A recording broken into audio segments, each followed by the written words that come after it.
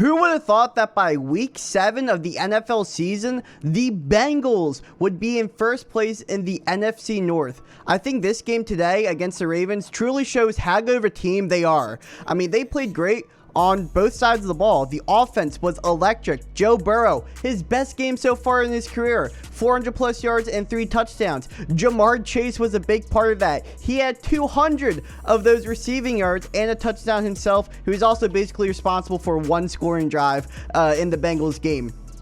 And Mixon and Piron, Ravens had a solid run defense.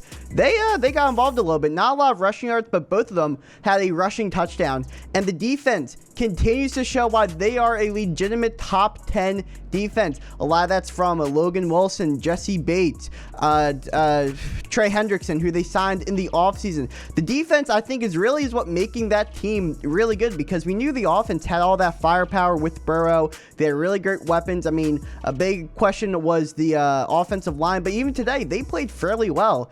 And if I'm a Bengals fan, I'm starting to get a little bit excited. You've beat the Ravens, you've beat the Steelers, you're getting a good advantage in the NFC North.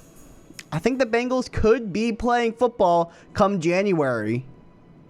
Yeah, this was just a bad game for Baltimore, which was pretty weird considering that the Ravens played pretty well against the Chargers last week, but then just came out and could not get anything going against the Bengals. A lot of that came from the running game, from the running backs being dead. Lamar Jackson really had to carry the team both through the air and on the ground. He had 88 yards rushing, he had 260 yards passing, and I mean, he just had to play catch up almost the entire time. The game actually wasn't too much of a blowout until about midway through the third quarter, but for the first 60% of the game, it was fairly close.